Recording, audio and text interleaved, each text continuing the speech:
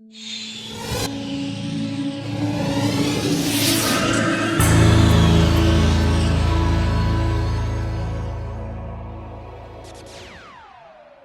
listen up, here's the story about a little guy that lives in a blue world. No, he doesn't live in a blue world, but he definitely has a story. Steve Jobs was a brilliant man with a brilliant mind.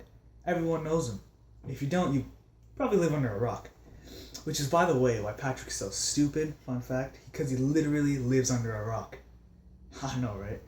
So, it begins with him and John Scully, the man who closely ran Apple with him, and they had a disagreement on how to handle the second generation Mac. Mostly because it was kind of failed. Everyone thought it was a toy.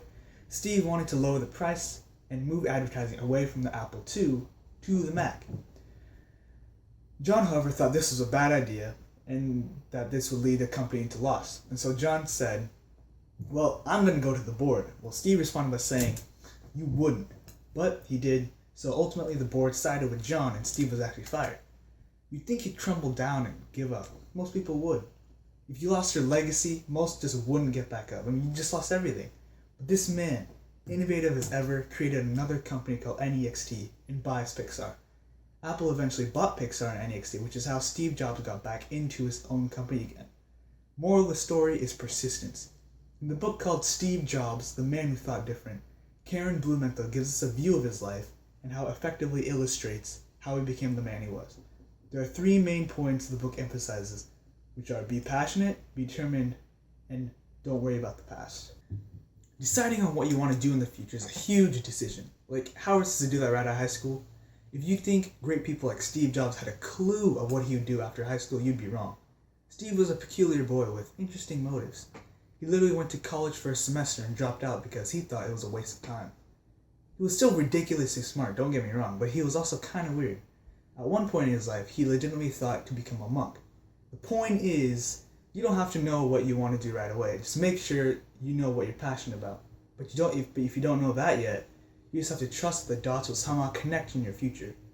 Steve actually sold these things called blue boxes, which are used to access long-distance telephone lines illegally. I'm not saying go have an illegal side hustle, but you will be successful in something you are passionate about. Now, if you want to see determination in a physical form, Steve Jobs would definitely take that form. This man was so persistent about everything he did. As I said in the story, he got fired from his own company and just started a new one. Like, who does that? One of his keys to success is to outdo himself every time. He says it's because he was a perfectionist. He drove his workers mad because he wanted everything to be in his own image. Even though his workers resented him because of that, this is one of the main contributing factors to his success. As in how he became a billionaire. Another thing Steve stresses is that to insist upon your own genius. What he means by this is that we are always encouraged to follow what others say are good, not what you say. Live life and make it out what you want it to be. What's up? People will try to pull you down. Don't let them. They evil. They try to pull you down. Another thing is to not give up, ever. Even if you think you failed, you've only failed once you deem it so. When Steve says this, he means that even if you lost everything, this is one of the many points towards your goal. You only fail when you give up because that is where your story ends. A lot of people would assume that most billionaires were born into perfect living conditions, with a perfect life. Well, this just isn't true. Steve was given up as a baby for adoption, and the family that adopted him were always tight on money. His biological parents wanted a girl, and not a boy. He dropped out of college, and even when he was in college, he wouldn't do anything.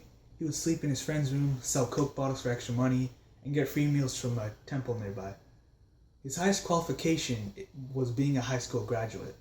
He sold illegal things to make money, and he did a lot of drugs. He did a lot of LSD and smoked plenty of marijuana. I'm saying all this because you do not need a perfect path to have a successful future. Once again, I'm not saying to do all the things he did, just keep in mind that the mistakes you made in the past doesn't define who you are in the present. Maybe there weren't even mistakes at all. All you need to do is have a dream, and a big one. Don't think that what you do won't make an impact, because it will.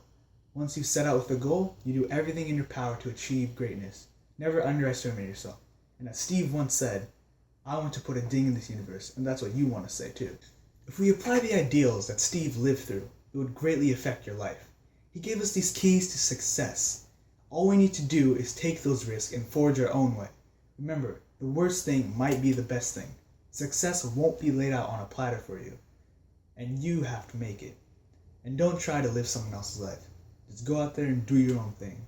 Like I said, key to success is taking risks.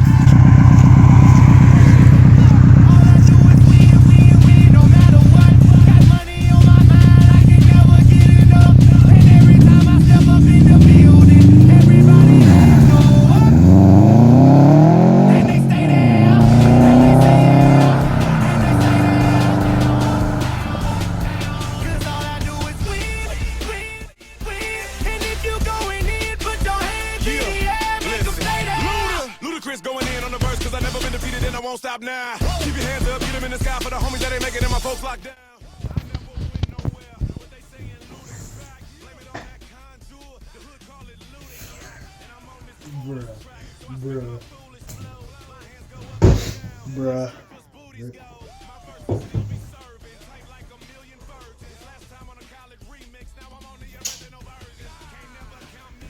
Bruh. Alright.